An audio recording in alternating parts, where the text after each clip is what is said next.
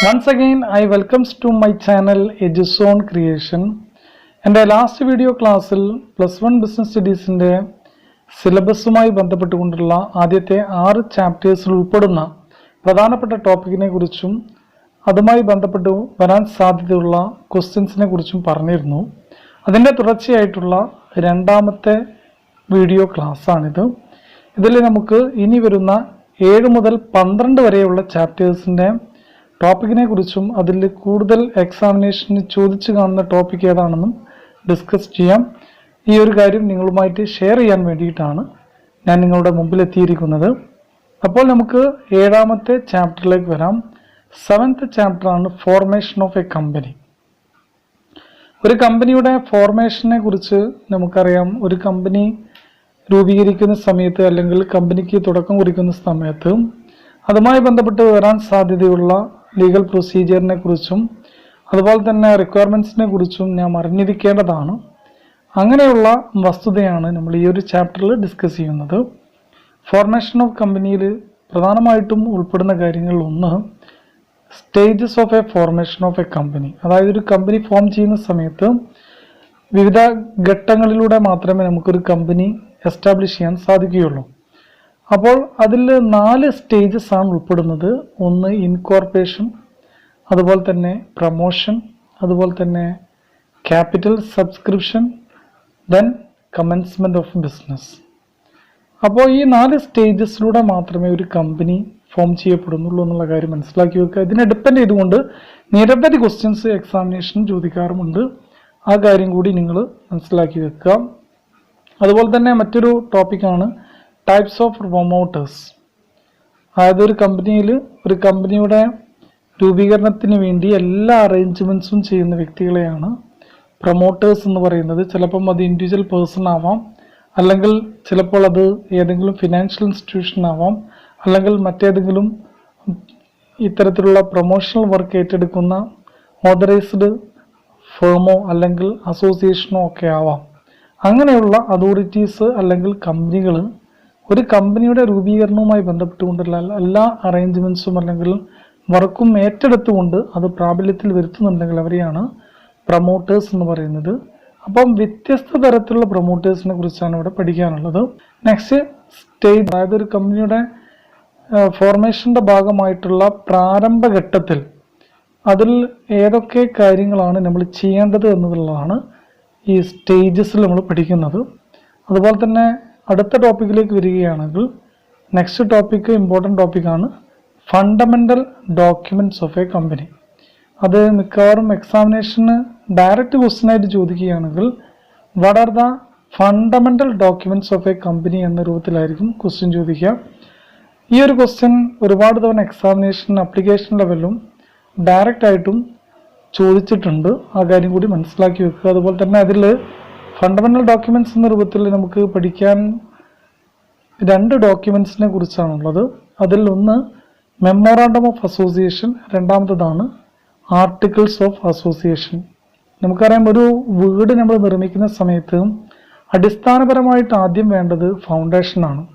ആ ഫൗണ്ടേഷനും ബേസ്മെൻറ്റും ഉണ്ടെങ്കിൽ മാത്രമേ വീട് നമുക്ക് കെട്ടിപ്പടുക്കാൻ സാധിക്കുകയുള്ളൂ. അതുപോലെ തന്നെയാണ് കമ്പനിയുടെ ഫോർമേഷനുമായി ബന്ധപ്പെട്ട് നമുക്ക് നിർബന്ധമായിട്ടും ആദ്യം നമ്മൾ പ്രിപ്പയർ ചെയ്യേണ്ട 2 ഡോക്യുമെൻറ്റ്സിൽ ഒന്ന് മെമ്മോറാണ്ടം, മറ്റൊന്ന് ആർട്ടിക്കിൾസ് ഓഫ് അസോസിയേഷനാണ്. ഇനി നമുക്ക് അതിൽ ചോദിക്കാൻ സാധ്യതയുള്ള ടോപ്പിക് ഏതാണെന്ന് വെച്ചാൽ മെമ്മോറാണ്ടവുമായി ബന്ധപ്പെട്ട് അതിൻ്റെ ഡിഫറെൻറ്റ് ക്ലോസസിനെ കുറിച്ച് ചോദിക്കാറുണ്ട്. അതായത് name close, capital close, object close, അങ്ങനെ ഡിഫറെൻറ്റ് ക്ലോസസ് ഉണ്ട്. ഈ ക്ലോസസും ഇമ്പോർട്ടൻ്റ് ആണെന്നുള്ള കാര്യം മനസ്സിലാക്കി വെക്കുക. അതുപോലെ തന്നെ അതിൽ ചോദിക്കാൻ സാധ്യതയുള്ള മറ്റൊരു ടോപ്പിക്കാണ് ടേബിൾ എ. സാധാരണഗതിയിൽ കമ്പനിയിലെ ആർട്ടിക്കിൾസിന് പകരമായിട്ട് ഉപയോഗിക്കാൻ സാധിക്കുന്ന ഒന്നാണ് ടേബിൾ എ എന്ന് പറയുന്നത്. അതിൻ്റെ കൂടുതലായിട്ടുള്ള ഡീറ്റെയിൽഡ് ക്ലാസ് ഞാൻ പിന്നീട് അപ്ലോഡ് ചെയ്യുന്നതായിരിക്കും. ഇനി നെക്സ്റ്റ് നമുക്ക് ഈ ഒരു മൊഡ്യൂളിൽ അല്ലെങ്കിൽ ഈ ഒരു ചാപ്റ്ററിൽ പഠിക്കാനുള്ള ഇതിലെ പ്രധാനപ്പെട്ട മറ്റൊരു ടോപ്പിക്കാണ് പ്രോസ്പെക്ടസ്. അതായത് ഒരു കമ്പനിയുടെ ഫോർമേഷൻ്റെ ഭാഗമായിട്ട് പ്രോസ്പെക്ടസ് പ്രിപ്പയർ ചെയ്യേണ്ടതുണ്ട്. അതിനെക്കുറിച്ച് നമുക്ക് പിന്നീട് വിശദമായിട്ട് ഡിസ്കസ് ചെയ്യാവുന്നതാണ്. അപ്പോൾ ഇത്രയും കാര്യങ്ങളാണ് ഈ ഒരു 7ാമത്തെ ചാപ്റ്ററിൽ പഠിക്കാനുള്ളത്. ഇനി നമുക്ക് എട്ടാമത്തെ ചാപ്റ്ററിലേക്ക് വരാം, സോഴ്സസ് ഓഫ് ബിസിനസ് ഫിനാൻസ്.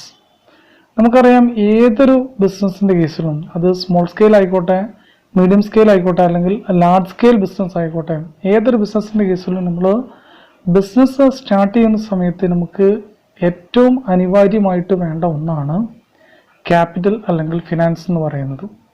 അപ്പോൾ ഒരു കമ്പനി ഫോം ചെയ്യുന്ന സമയത്ത് ഏതൊക്കെ സോഴ്സിലൂടെയാണ് ക്യാപിറ്റൽ നമുക്ക് കണ്ടെത്താൻ സാധിക്കുന്നത്, അതുപോലെ തന്നെ ഏറ്റവും നല്ല സ്യൂട്ടബിൾ ആയിട്ടുള്ള സോഴ്സ് ഏതാണെന്ന്, നമുക്കതിൻ്റെ മെരിറ്റ്സ് എന്തൊക്കെയാണ്, അതിൻ്റെ ഡീമെരിറ്റ്സ് എന്തൊക്കെയാണ്, ഇങ്ങനെയുള്ള കാര്യങ്ങളാണ് നമുക്ക് ഈ ചാപ്റ്ററിൽ പഠിക്കാനുള്ളത്.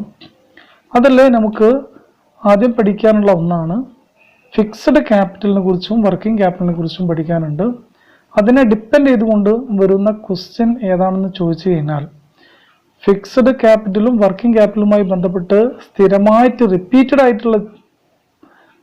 ആയിട്ട് ചോദിച്ചിട്ടുള്ള ക്വസ്റ്റ്യൻ ഏതാണെന്ന് വെച്ചാൽ, what are the factors determining the fixed capital of A company. അതായത് ഒരു കമ്പനിയിൽ സ്ഥിര മൂലധനത്തിന് നിർണ്ണയിക്കുന്നതിനുള്ള ഘടകങ്ങൾ ഏതൊക്കെയാണെന്നുള്ളതാണ് ക്വസ്റ്റ്യൻ ആയിട്ട് ചോദിക്കാറുള്ളത്. അത് വർക്കിംഗ് ക്യാപിറ്റലിനെ ബേസ് ചെയ്തുകൊണ്ടും ചോദിക്കാറുണ്ട് എന്നുള്ള കാര്യം മനസ്സിലാക്കി വെക്കുക. അതുപോലെ തന്നെ മറ്റൊരു ഇമ്പോർട്ടൻറ്റ് ടോപ്പിക് ഇതിൽ സോഴ്സസ് ഓഫ് ഫിനാൻസ് ആണ്. പ്രധാനമായിട്ടും 3 സോഴ്സിലൂടെയാണ് ഫണ്ട് റേസ് ചെയ്യാൻ സാധിക്കുക. ഒന്ന് ലോങ് ടേം സോഴ്സ്, മറ്റൊന്ന് മീഡിയം ടേം, മൂന്നാമത്തതാണ് ഷോർട്ട് ടൈം സോഴ്സ് എന്ന് പറയുന്നത്. അതുപോലെ ഇതിൽ ചോദിക്കുന്ന മറ്റൊരു ക്വസ്റ്റ്യൻ ഏതാണെന്ന് വെച്ചാൽ, ഷെയറിനെ കുറിച്ച് ചോദിക്കാം, അതിൻ്റെ ഡിഫറെൻറ്റ് ടൈപ്സും ചോദിക്കാം. അതുപോലെ തന്നെ വരുന്ന മറ്റൊന്നാണ് ഡിബഞ്ചേഴ്സും അതിൻ്റെ ടൈപ്സും. ഇനി ഇതിൽ അവസാനം വരുന്ന ടോപ്പിക്കാണ് ഇൻ്റർനാഷണൽ ഫിനാൻസിങ്. അത്രയും കാര്യങ്ങളാണ് പ്രധാനമായിട്ടും ഈ ഒരു 8ാമത്തെ ചാപ്റ്ററിൽ പഠിക്കാനുള്ളത്. ഇനി നമുക്ക് 9th ചാപ്റ്ററിലേക്ക് വരാം. 9ാമത്തെ ചാപ്റ്ററിൽ സ്മോൾ ബിസിനസ്, അതായത് ഇതിൽ പഠിക്കാനുള്ളത്, നമുക്കറിയാം നമ്മുടെ നാട്ടിൽ തന്നെ ഒരുപാട് വ്യത്യസ്ത തരത്തിൽപ്പെട്ട ചെറുകിട ബിസിനസ് നിർമ്മാണ യൂണിറ്റുകൾ നമുക്ക് കാണാൻ സാധിക്കും. ഈ പപ്പട നിർമ്മാണം എന്ന് പറയുന്നത് നമുക്കറിയാം എന്തിൽ വരുന്നതാണ്, കോട്ടേജ് ഇൻഡസ്ട്രിയിൽ വരുന്നതാണ്, കുടിൽ വ്യവസായത്തിൽ വരുന്നതാണ് പപ്പട നിർമ്മാണം എന്ന് പറയുന്നത്. അപ്പോൾ അത്തരത്തിൽ അതുപോലെ തന്നെ പിക്കിള്, അതുപോലെ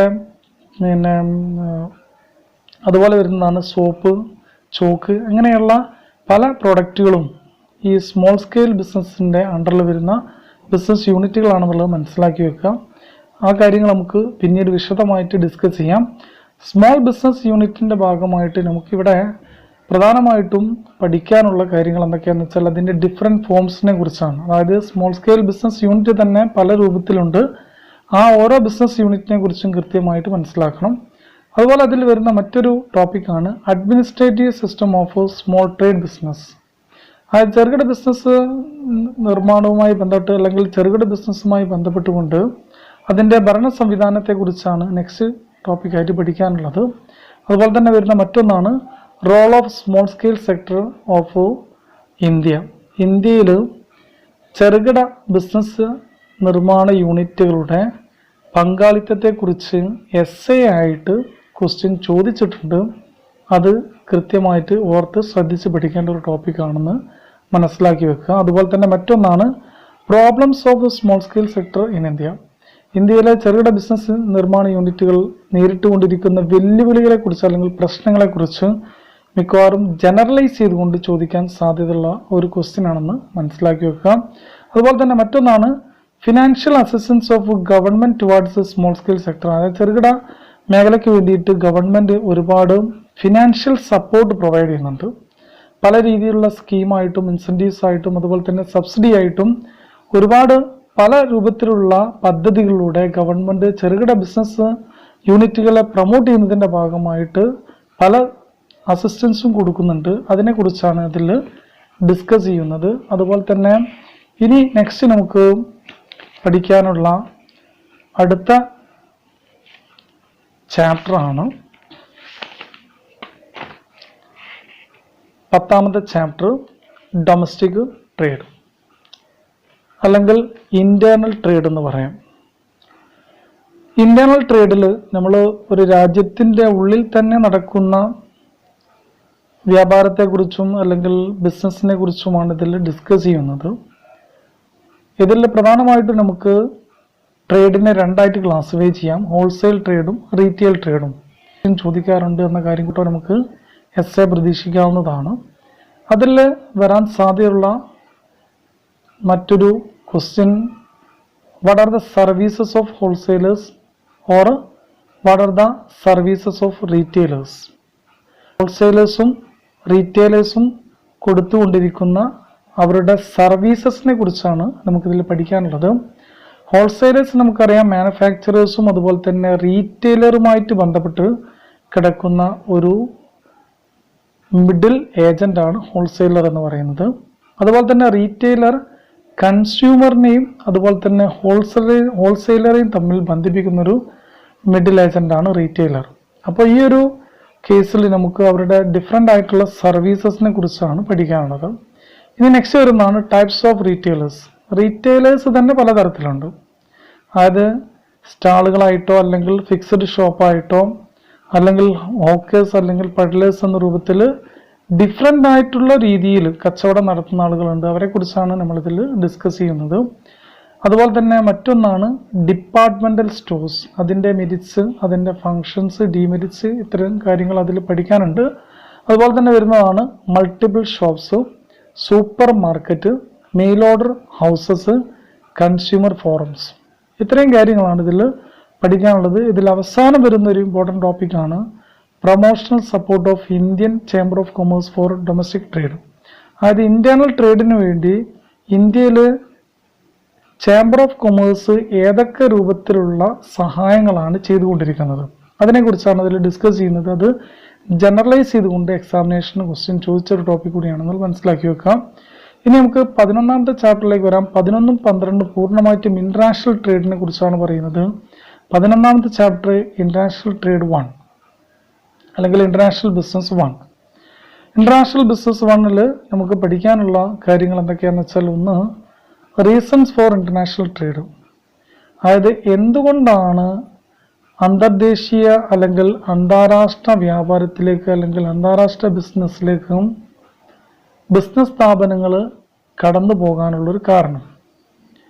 അതിൻ്റെ ആണ് ക്വസ്റ്റ്യൻ ചോദിക്കുക. അത് ജനറലൈസ് ചെയ്തുകൊണ്ട് ചോദിക്കുന്ന ഒരു ടോപ്പിക് കൂടിയാണ്. അതുപോലെ തന്നെ മറ്റൊന്നാണ് സ്കോപ്പ് ഓഫ് ഇന്റർനാഷണൽ ട്രേഡ്. അന്തർദേശീയ വ്യാപാരത്തിൻ്റെ സാധ്യതകളെ കുറിച്ചാണ് അതിൽ ചോദിക്കുന്നത്. അതുപോലെ തന്നെ മറ്റൊരു topic, what are the difference between domestic and international trade. Internal ട്രേഡും എക്സ്റ്റേണൽ ട്രേഡും തമ്മിലുള്ള ഡിഫറൻസ് അല്ലെങ്കിൽ ഇന്റർനാഷണൽ ബിസിനസ്സും തമ്മിലുള്ള വ്യത്യാസങ്ങൾ എന്തൊക്കെയാണ്. ഡൊമസ്റ്റിക് എന്ന് വെച്ചാൽ വിത്തിൻ ദ കൺട്രിയാണ്. അതേസമയം ഇന്റർനാഷണൽ ബിസിനസ് എന്ന് പറയുമ്പം it is beyond the one country. That is the business are operated in many countries. It is known as international business. Next ഇതിൽ ചോദിക്കാൻ സാധ്യതയുള്ള മറ്റൊരു topic merits and demerits of international trade. അതായത് international ട്രേഡിൻ്റെ നേട്ടങ്ങളെക്കുറിച്ചും അതിൻ്റെ കോട്ടങ്ങളെക്കുറിച്ചും ചോദിക്കാം.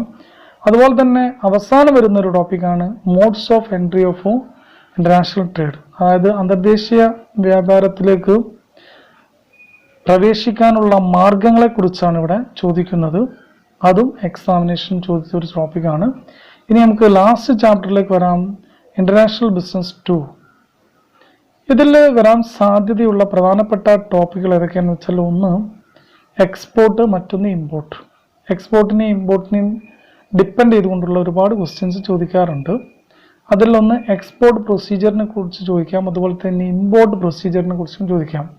നമ്മൾ കയറ്റുമതി ചെയ്യുന്ന സമയത്തും ഇറക്കുമതി ചെയ്യുന്ന സമയത്തും ഒരുപാട് ലീഗൽ ഫോർമാലിറ്റീസും ഡോക്യുമെൻസും നമ്മൾ പ്രിപ്പയർ ചെയ്യേണ്ടതായിട്ടുണ്ട്.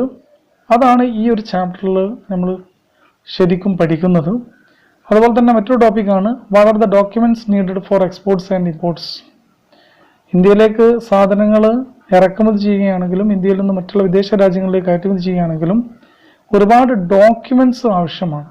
ഈ ഓരോ ഡോക്യുമെന്റ്സിൻ്റെ കൃത്യമായിട്ടുള്ള കാര്യങ്ങൾ നമുക്ക് പഠിക്കേണ്ടതുണ്ട് എന്ന കാര്യം മനസ്സിലാക്കി വെക്കുക. ആ ഡോക്യുമെന്റ്സ് ഇമ്പോർട്ടൻറ്റുമാണ്. അത് ഷോർട്ട് ആൻസർ ടൈപ്പ് ക്വസ്റ്റ്യനിലും ചോദിക്കാറുണ്ട്, അതുപോലെ തന്നെ എസ്സേ ക്വസ്റ്റ്യനായിട്ടും ചോദിച്ചു കാണുന്നുണ്ട്.